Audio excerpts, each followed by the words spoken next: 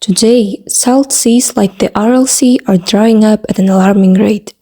This leaves behind vast amounts of salt that are blown across the planet, leading to soil salinization.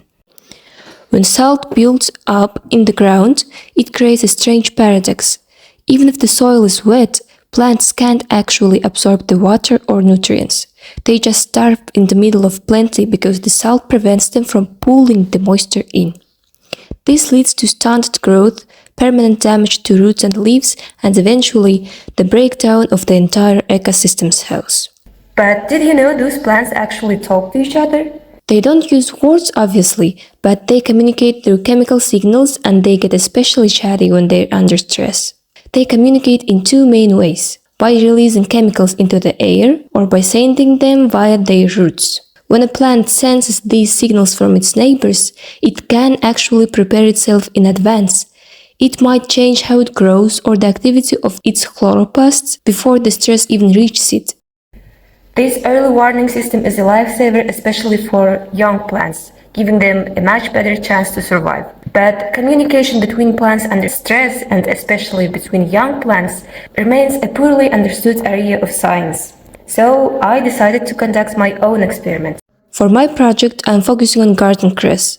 It's the perfect plant to study because it grows super fast and shows very obvious physical changes when it's stressed. So it's an ideal indicator for soil salt levels. This research isn't about farming or better crops. It's strictly about the fundamental science of how young plants talk to each other in nature when things get tough.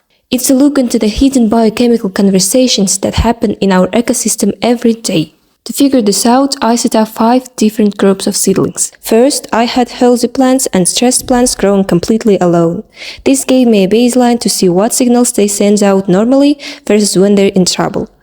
Then I paired a healthy plant with a stressed one in 3 different ways. First is the full connection, no barriers at all. Then roots only. I blocked the air so only signals in the soil could get through. Third one is air only. I blocked the roots so plants could only talk through the air. By comparing those 5 groups, I can pinpoint exactly how plants communicating by every pathway. To detect chemical signals, I used a combination of methods. For the air, I used sorbents, absorbent carbon and PTMS. For the roots, I collected signals directly from the water the seedlings were growing in. I then ran these through a UV spectrometer to see exactly what's being sent out during stress. But it's not just about chemistry. I also got under a microscope and observed root, stem, and leaf structure. By combining both methods, I can directly link the chemical shows from one plant to the actual physical changes in its neighbor. As a result, this study gives us a fundamental look at how plants interact chemically from day one, and how these early signals can change how their neighbors grow and develop. Overall, even the smallest seedlings have their own chemical and social network. Learning to read these signals opens a window into a hidden world that keeps ecosystems resilient. But this study goes beyond just one plant. By proving that those signals exist so early in life, we're providing a foundation for all of the future researchers.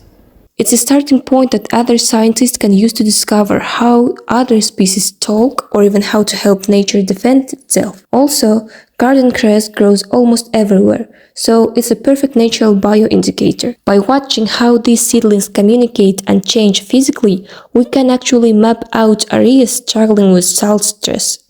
It's a powerful way to monitor the health of our environment and track how soil salinization is spreading across the different regions.